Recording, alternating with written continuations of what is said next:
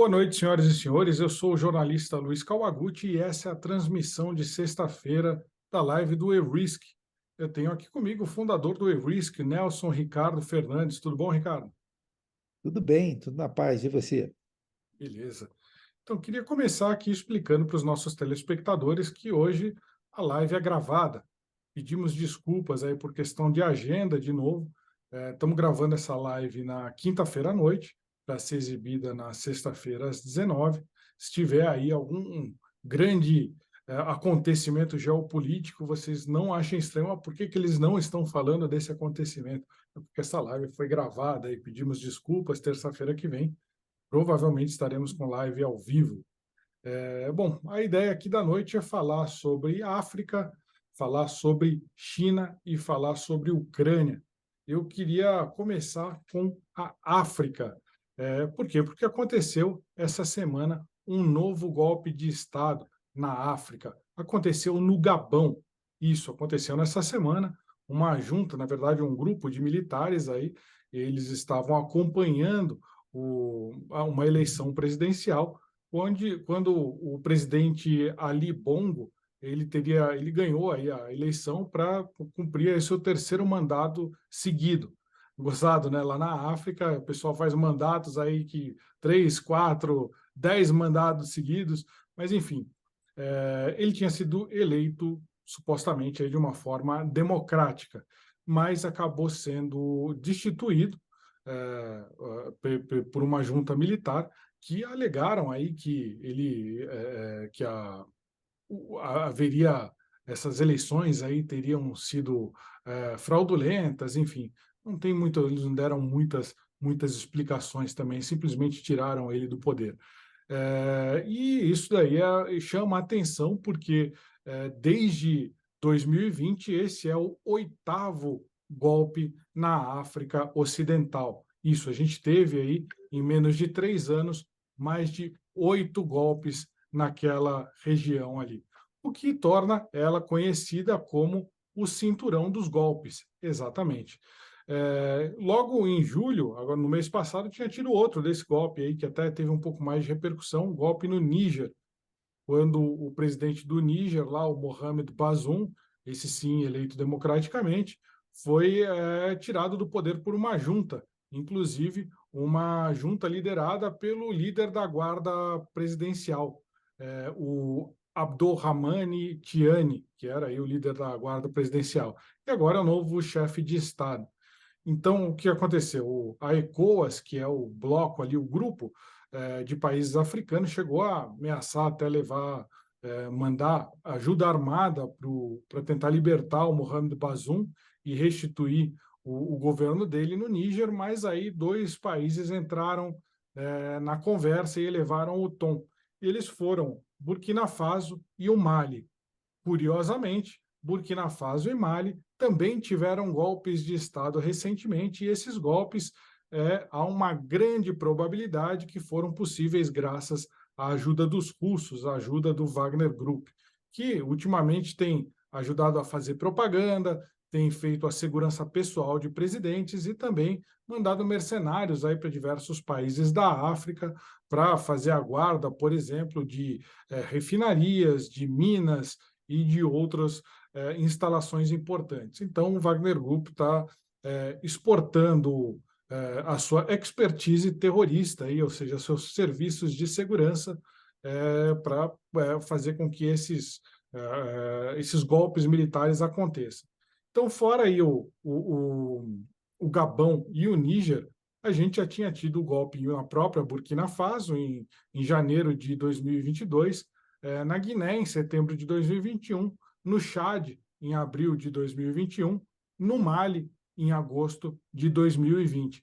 Então, a gente teve aí uma série de golpes, mais um que a gente está vendo agora. Eu diria aí que essa tendência, todo mundo vai falar, mas novidade, sempre tem golpe de Estado lá na África, seja, ora, antes era patrocinado pelos Estados Unidos, ora era patrocinado pelos europeus, ora patrocinado pelos os então soviéticos, os russos, né? Mas chama atenção a fragilidade aí do processo democrático e a influência que você tem aí de diversos fatores na África, entre eles, já mencionado aí a Rússia, também a China com uma estratégia mais na área econômica, a Rússia numa área mais militar, e a gente tem infiltração aí de grupos islâmicos aí, inclusive o ISIS, né, o grupo terrorista que ficou bastante conhecido aí no começo desse século aqui pelo terrorismo lá no Oriente Médio. Ricardo, qual que é a sua leitura aí em geral, não especificamente no golpe no Chad, que parece ser mais um do cinturão de golpes aí, mas como que você vê essa questão atualmente?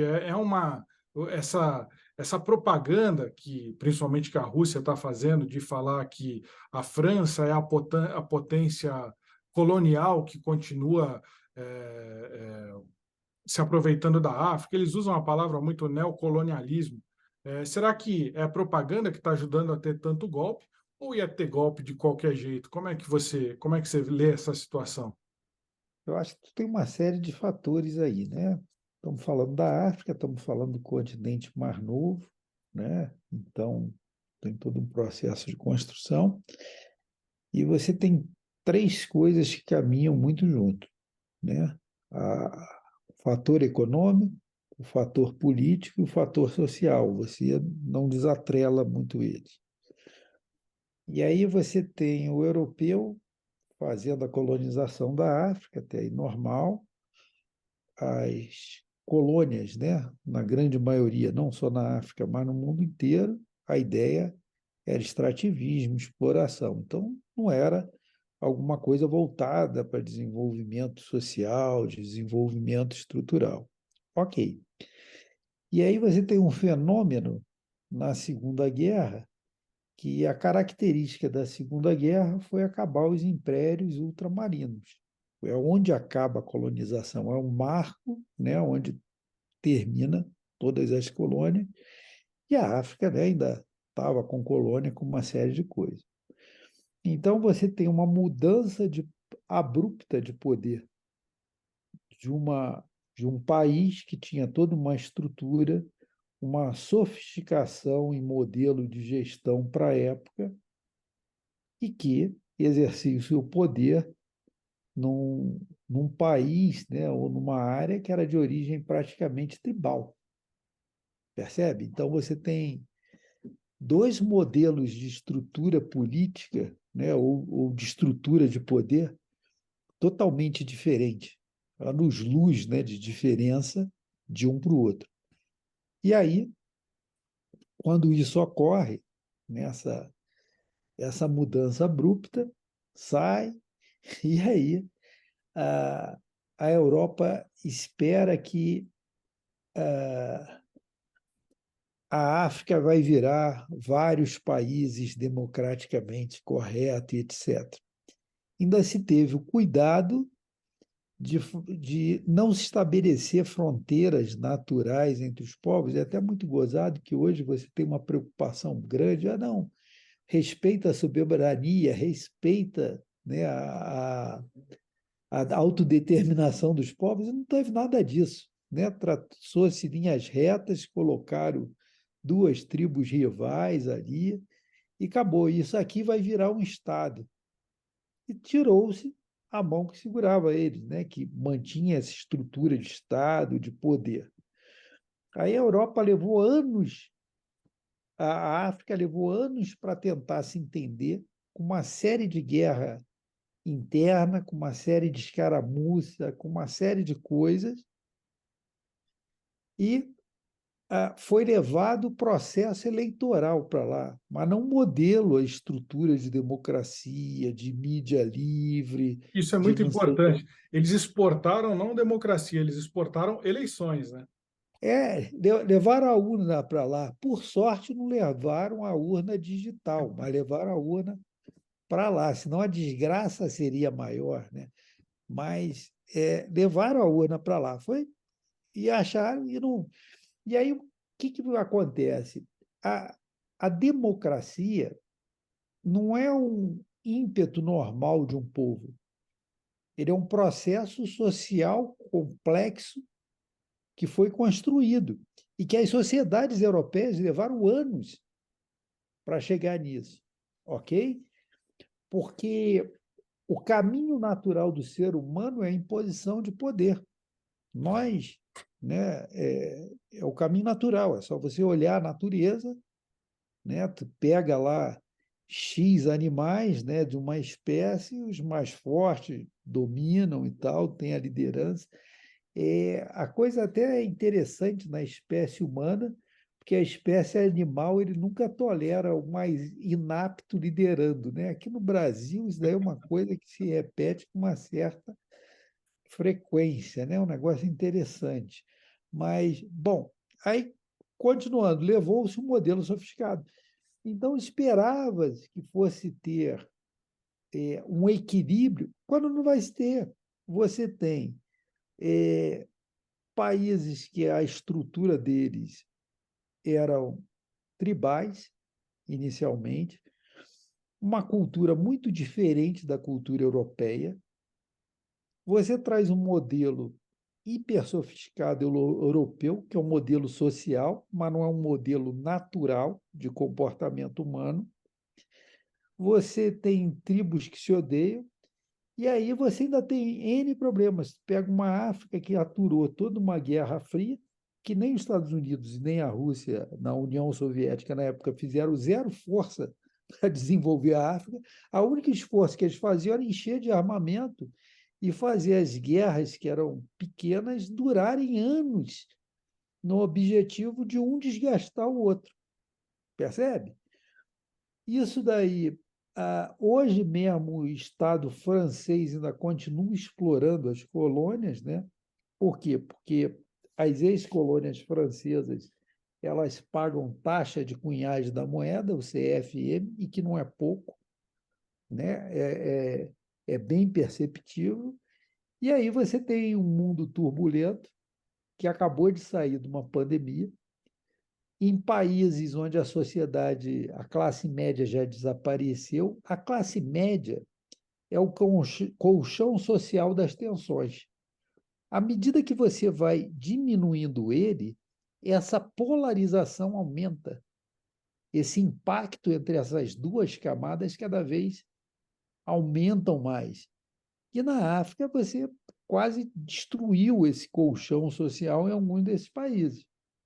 Então você tem aqueles muito bem ligados às ex-colônias, muito bem ligados ao Estado, com uma vida de lorde, você tem uma quantidade gigante. Então, são sociedades que, por natureza, são instáveis demais. E aí você tem os órgãos democráticos, você tem a democracia. Na realidade, você tem a eleição. Mas as instituições democráticas, extremamente frágeis. Né? E aí chega em oportunidades extremas, aquele que vê uma vacância de poder e vê uma oportunidade, tem um poder, ele acaba dando golpe. Para piorar, você tem uma situação complexa que o mundo está voltando àquele período de potências regionais e etc. Você tem N interesses chineses, N interesse russo em desestabilizar, em ter acesso a minerais que são estratégicos, então isso tende a aumentar cada vez mais. Né? Você tem de ter mais retaliações, mais problemas, mais golpes de Estado. Essa é a leitura que eu faço. Eu acrescentaria, concordo completamente. Eu acho que essa imposição das fronteiras, e principalmente a imposição não da democracia, mas sim da eleição, é um dos fatores desse que contribui para a violência, para o golpe, né? Eu andei lendo há um tempo atrás um estudo do Paul Collier, inclusive ele era aí o queridinho das missões de paz há um tempo atrás, e o estudo que ele fez na África, em linhas gerais, chamava Guns, Wars and Votes, né? Armas, guerras e votos. Então, qual que foi a grande sacada dele nesse estudo? Ele falava, ó, você importou o processo eleitoral, então aqueles caudilhos, aqueles líderes ou aqueles ditadores que já que tinham saído vitoriosos no processo do fim das colônias, né, da independência de diversos desses países, e você tinha lá grupos políticos, alguns caudilhos. E o que eles fazem? Eles começaram isso, foi imposto muito pelos Estados Unidos e pelas potências ocidentais, eles tiveram que se legitimar a cada 4 ou 6 anos por um processo eleitoral. Então, antes, ele não precisava se preocupar em ganhar as eleições, ele ia governando e até conseguia aí um certo, não falando que ditadura é bom, mas naquele caso eles conseguiam aí um certo grau de desenvolvimento social. Só que a cada 4 anos, a principal tarefa do cara passou a ser reeleito, geralmente num ambiente hostil, em que normalmente a maioria da população estaria contra ele, né? Porque países super pobres, passando por dificuldade, então a tendência de um processo eleitoral seria tirar esse caudilho e botar outro. E aí ele tem que usar uma série de artimanhas, como, por exemplo, fraudar a eleição, usar gangues armadas ou o próprio exército para impedir que certos grupos vão votar. Ele vai, por exemplo, também fazer campanha, ele vai tentar destruir urnas eleitorais, influir na contagem de votos, N estratégias aí para ganhar. A maioria deles, pelo menos, nunca tentou aí fazer um bom governo, que na democracia, é a forma de você ganhar. Nenhum deles se preocupou com isso, ele se preocupava ali no fim do mandato para ser reeleito. E você tem ainda um outro fator, que é o fator étnico. Por exemplo, se você tem aí estou falando de África mais oriental, você tem Hutus e Tutsis, Tutsi só vai votar em Tutsi, Hutu só vai votar em Hutu, são votos congelados. Não tem como você falar, não, mas veja bem, o outro cara fez um governo melhor. Não é. Os votos são totalmente congelados. Então, o que, infelizmente, o professor Collier descobriu é que se a régua de medida for a violência, quanto mais pobre é um país, os governos ditatoriais tendem a ser menos violentos, é contraintuitivo, né?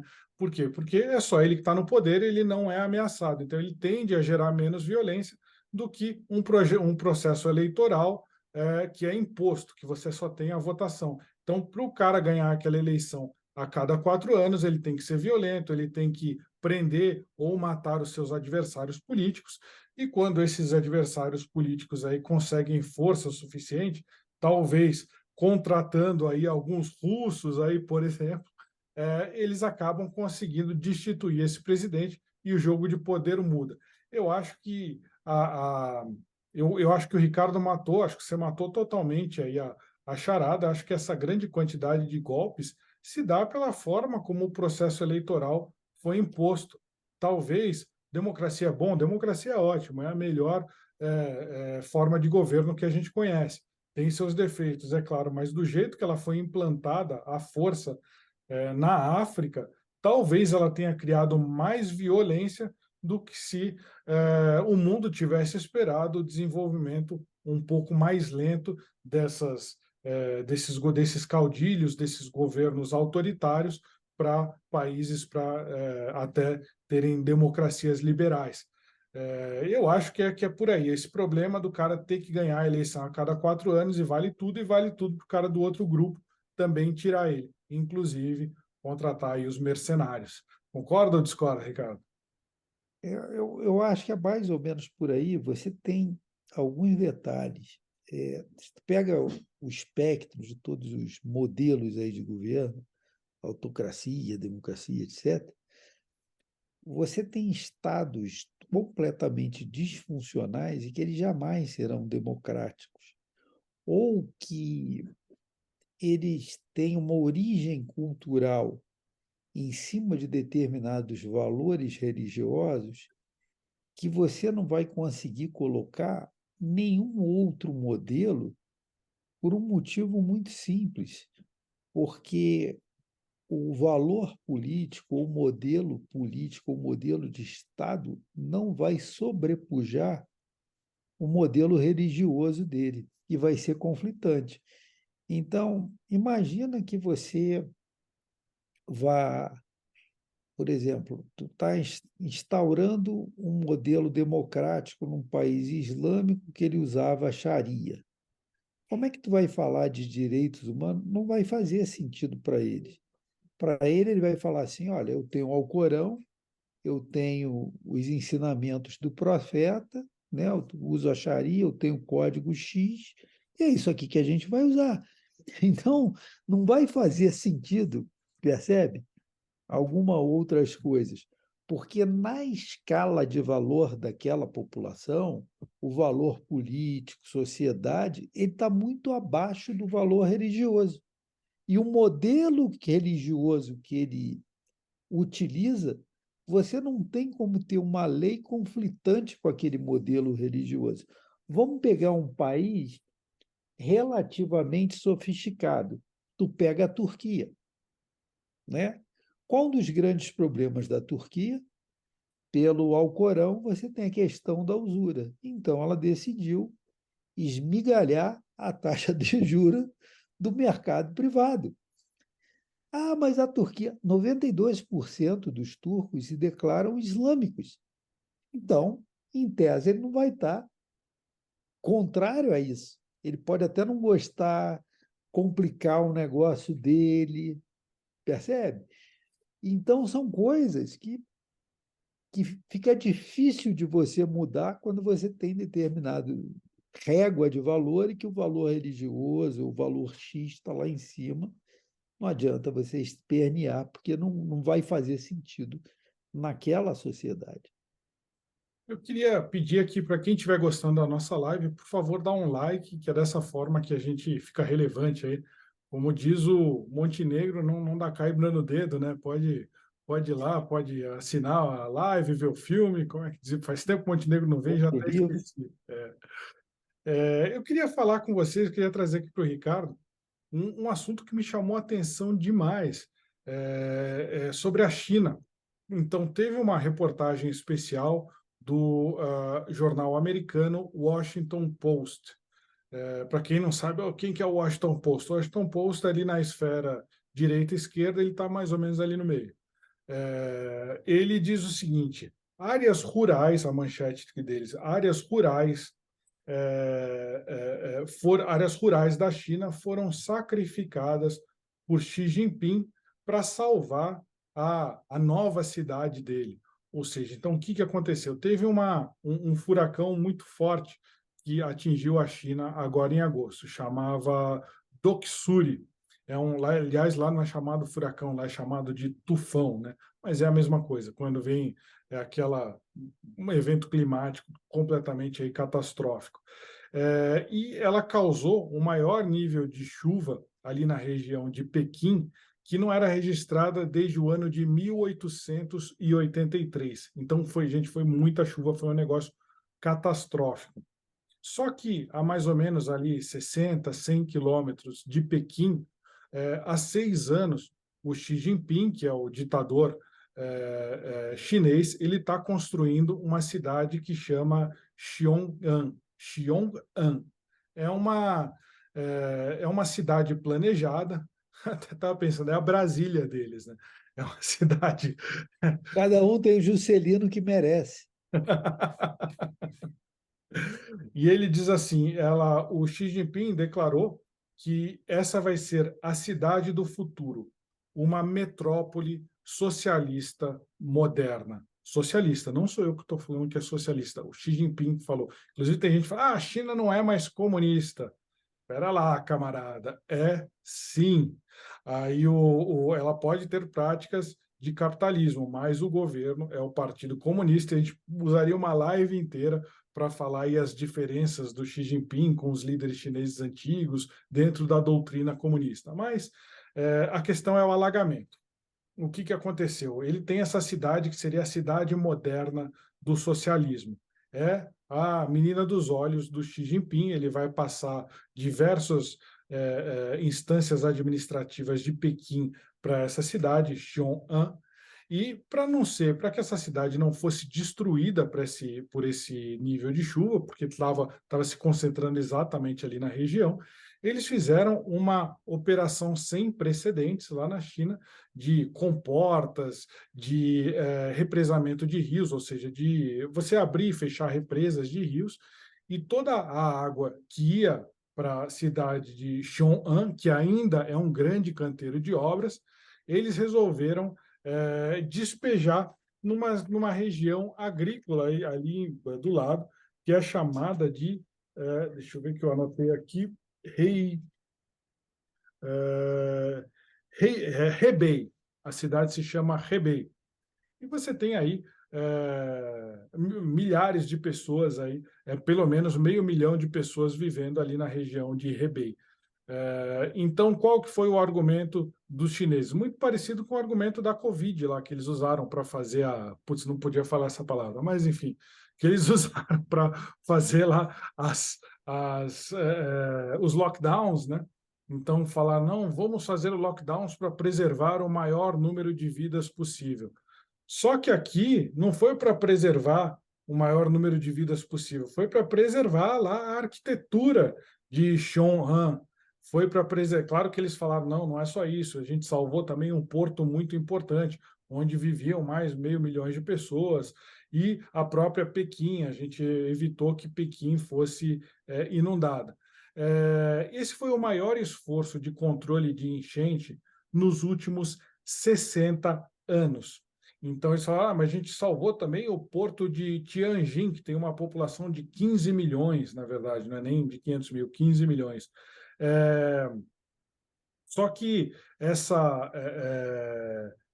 água ela subiu de uma maneira artificial numa área que seria equivalente a 46 mil campos de futebol. E você teve aí 500 mil pessoas que perderam casas, perderam carros, teve mortes, a gente nunca vai saber quantas, porque a gente está falando de China. E aí depois o Partido Comunista Chinês veio e disse assim, não, veja bem, é mais fácil a gente replantar plantações do que a gente reconstruir uma cidade que a gente está construindo aí há 6 anos e tal. Então, a gente optou por beneficiar mais pessoas em detrimento de menos pessoas. Essa é a doutrina comunista. Ricardo, qual que é a tua opinião sobre a... eu já adianto que eu vou analisar depois sobre um ponto de vista moral, mas como que você vê essa questão? Então, toda vez que você tem escolha que vai envolver vidas ou perdas, tu vai ter um lado, tu não vai conseguir acomodar tudo, né? É a mesma coisa, tu tem uma ampola lá de uma injeção, tem um velhinho com 80 anos ou o cara com 22 anos, né? Tadinho do velhinho e tal, putz, ele deve ter mais 10, 15 anos de vida e o outro tem 22, né? Agora, tu vai ter 500 lógicas para a mesma coisa. O que eu acho é o seguinte, acho que hoje mesmo que ele evitasse, né, ele privilegiasse a parte agrária e inundasse a cidade, isso não irá acontecer amanhã, quando essa cidade tiver com 15, 20 milhões, 50 milhões de habitantes, né? Com certeza, ele vai tentar preservar, até porque você tem uma concentração maior, né? Eu acho que é meio que ou jogo o Boeing que vai cair no meio da cidade, ou joga num povoado, né, que tu tem menos pessoas. Eu acho que talvez dentro da visão ocidental a gente questione mais e tal, né? Agora, quando você pega a doutrina chinesa, a cultura chinesa, o modo dele de ver, eu acho que é muito mais pragmático. Eu acho que ele enxerga muito mais. Aqui eu vou morrer tanto, aqui eu vou perder tanto. Então, como o cara falou, é mais fácil não dar e depois plantar de novo do que detonar um monte de prédio, um monte de estruturas, né? Então, isso eu acho até muito gozado na cultura ocidental, quando você fala a questão de cota, né? Cota disso, cota daquilo, isso para mim me chama muita atenção, porque quando você pega a iniciativa privada, na realidade a coisa, em tese, mais democrática que tem. Qualquer empresa, o que mais ela preza é pelo lucro.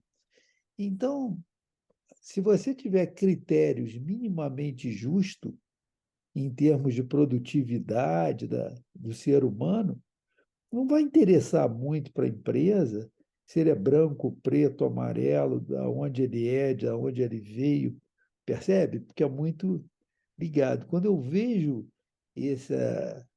essa nova cultura woke, né, esses progressismos aí, eu acho interessante, né, porque eu vejo o cara pedindo 50% das vagas no conselho, mas ele não fala que precisa ter 50% de vaga dos garis, dos que vão para a guerra, dos que vão combater incêndio.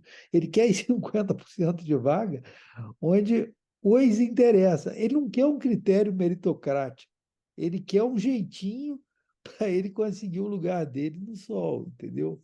Eu acho que nesse ponto o, o chinês é mais pragmático, né? Mas como a desgraça humana é sempre igual, de sempre querer bem, se dar bem, você vai ter lá na China os amigos do partido, os hermanos, os companheiros, né? Que vão estar em situações diferentes. Eu acho que, do meu ponto de vista, e me chamou a atenção essa notícia, até porque ela reflete a prática que foi feita no Covid, é a mesma coisa. É, é uma lógica que você chamou de pragmática, eu chamaria de utilitarista. Ou seja, você não pensa no que você vai fazer, você pensa qual que é o objetivo final desejado. Qual que é o objetivo? É salvar um maior número de pessoas.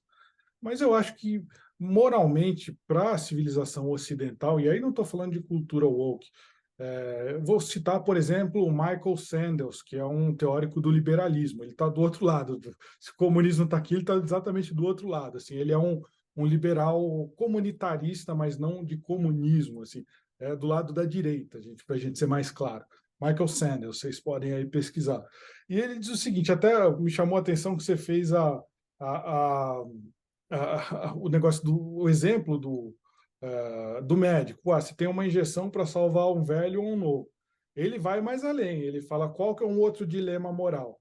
Pô, eu tenho, teve aí, eu sou um médico, eu tenho 5 pacientes, um precisa de um pâncreas, um precisa de um estômago, o outro precisa de um coração, o outro precisa de córneas e o outro precisa, sei lá, de um fígado. Aí ele fala, pô, vão morrer 5. E aí, por coincidência, chegou um rapaz forte ali para fazer um check-up e está dormindo na sala ali do lado. Eu posso ir lá, sem ninguém perceber, dar um remedinho, ele morre, eu tiro os órgãos dele e coloco nos outros 5. Então, um morre e salvam 5. Essa é a lógica do utilitarismo. Aí é a minha grande questão. Por que as pessoas não fazem isso? Acho que todo mundo fala, não, eu não faria isso, eu não vou matar um cara saudável para resolver o problema de 5. Esse é o pensamento chinês. Aí o que você fala, mas o que os chineses poderiam ter feito, então? Vai deixar morrer mais gente? Não, a questão é, eles poderiam não ter feito nada. Eles poderiam deixar a natureza seguir o seu curso, sem fazer a água fluir de um lado para o outro. O Sandel, ele fala, inclusive, ele tem, quem procurar, eu até recomendo, são as palestras sensacionais que ele faz ali em Harvard. Se colocar Michael Sandels, Harvard, é a primeira palestra dele. Ele faz o seguinte: imagina um bonde. Se um bonde, você não está num condutor de um bonde e você tem 2 linhas, assim, uma bifurcação, e o seu bonde está descontrolado. Qual bifurcação você vai pegar? Uma que tem 5 trabalhadores em cima da bifurcação, ou aquele que você vai, a outra bifurcação que só tem um trabalhador? Todo mundo, na palestra dele, responde: eu vou virar o bonde para aquele que tem um trabalhador só, aquele lá vai morrer e os outros 5 vão sobreviver. É outra lógica ocidental. Agora ele fala, tudo bem, mas e se você... E é um exemplo esdrúxulo, mas é o que ele deu. Ele fala assim, se, por exemplo, você estivesse fora do bonde e vendo toda essa coisa acontecer, e tem um cara super gordo do seu lado. Se por acaso você empurrar ele na frente do bonde, o bonde pode descarrilhar e só o gordo morre, e os outros 5 e o 1 também são, são salvos. Você empurraria o gordo ou não? O que você faria, Ricardo? Eu empurraria o gordo. Você empurraria o gordo ou não? Puta, se esse gordo fosse careca e do STF, É. Então, a lógica é essa. Muita gente responde, não, eu não empurraria. Aí o pessoal fala, por quê? Porque eu estou ativamente tirando uma vida. E eu acho que esse é o questionamento. Quando a, a China resolveu fazer um lockdown gigantesco, aí com 1000 argumentos, vou salvar milhares de vidas, ou fazer ou vou desviar as águas da represa, pode ter sido com uma intenção utilitarista. Fala. mas você tem um pequeno detalhe aí que faz toda a diferença. Vê bem, ó. Quando o cara fala, olha, eu jogo bonde nos 5, eu jogo num só, é uma coisa. Agora, quando ele fala, você vai empurrar alguém. Então, ou quando você vai anestesiar o cara para tirar as coisas, você está cumprindo um ato criminal, percebe? Exato. Exato. Quando você fala em Estado, o Estado você, não é só você sair do CPF para o CNPJ, não é diferente, porque o Estado é uma instância acima. Ele pode administrar a violência, ele pode tirar a vida. Ele acaba sendo uma entidade acima. E aí, como ele é despersonificado, ele consegue falar pura e simplesmente, né, matematicamente. Aqui vai morrer 500 mil, aqui vai morrer 15 milhões. Então, paciência, eu estou fazendo bem. Porque o Estado, Ele em não vai tese, ser punido. Ele não vai ser punido. e não é só ser punido, ele não está cometendo crime. Se Sim. você for fazer com a melhor das ações de empurrar o gordinho na linha do trem, ainda assim você está fazendo um crime, entendeu? Mas isso não tira a questão moral. A questão moral é: os fins justificam os meios ou não? Às vezes, os fins não justificam os meios. E o direito do gordinho? E o direito do cara que foi tirar o check-up de não ser morto? Você não pode. Quem é você para deliberar sobre isso? Essa é a Então, questão. mas Isso que é o comunismo. o problema é que quando você pega o modelo biológico, não existe esse direito, né? Por exemplo, a leoa vai lá numa manada de antílope, o que está lá com a pata quebrada, fala assim, não, ela não pode pegar esse porque ele está com a pata quebrada. Não, vai ser o primeiro que ela vai pegar e ela não está nem aí, entendeu? Não, mas essa E, é a diferença do liberalismo ocidental do comunismo oriental, né? É disso que a gente fala todas as semanas aqui. Essa é a diferença de pensamento. Então, mas a execução na prática não é isso que a gente vê. Esse que é o grande problema. Você pode até ter moralmente um exemplo bom e tal. Vou dar um exemplo prático de uma lei, de um projeto de lei intencionada que é uma verdadeira catástrofe, né? Teve uma vereadora aí, uma deputada, acho que do PSOL, que propôs aí que todas as empresas com mais de 1.000 funcionários 30 tivesse segundos até cair a ligação. Vamos lá. é, que tivesse 3% que pegar moradores de rua. Isso é catastrófico. Sim. Como é que você vai pegar? Onde eu pego o morador de rua? Tem CPF, tem CNPJ, tem um banco de dados, o Estado controla? Esse é o primeiro ponto. Você não consegue pegar um morador de rua e convencer ele a ir para um abrigo, para uma sala de trabalho. Como é que tu vai convencer esse cara a trabalhar? É isso aí. Bom, gente, acabou aqui o nosso tempo por causa da ligação do Zoom. A gente se vê na terça-feira às 19 horas. Um grande abraço.